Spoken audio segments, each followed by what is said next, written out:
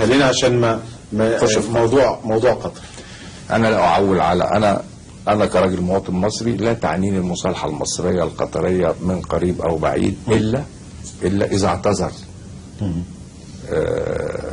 من يمثل قطر للشعب المصري على العمليات.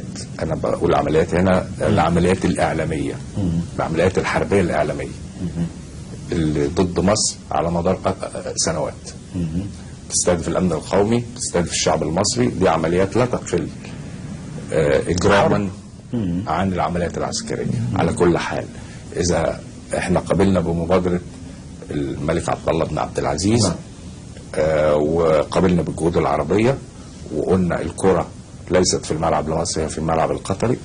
قطر اغلقت قناه لكنها ما زالت تدعم 4 قنوات اخرى. نعم. انتقل ما كان يتم في قناه الجزيره مباشر مصر اصبح في قناه الجزيره العاديه، وبنسمع كلمه برضه انقلاب وبنشوف يعني كده.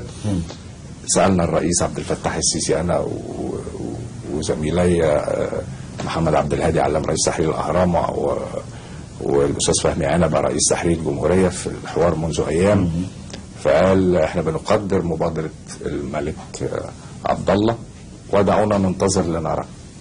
احنا سمعنا امبارح من الاشقاء الكويتيين كبار المسؤولين ان الكويت ملتزمه بالجهود وملتزمه بالسعي لتنفيذ اتفاق الرياض بحذافيره وملتزمه بمتابعه التنفيذ وبازاله اي عراقيل. ده تقريبا نصوص الكلام اللي قيل امس.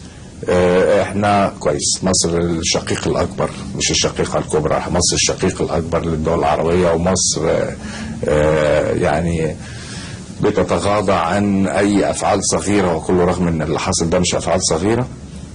لكن انا مش معني قوي كمواطن مصري بان النهارده هم قطعوا ناحيتنا خطوه وبعدين رجعوا خطوه او رجعوا خطوتين او كذا. عايزين نشوف حاجات على الارض، وعندنا اولويات اخرى غير هذا الكلام. انا كمواطن مصري هذه القضيه ليست من اولوياتي.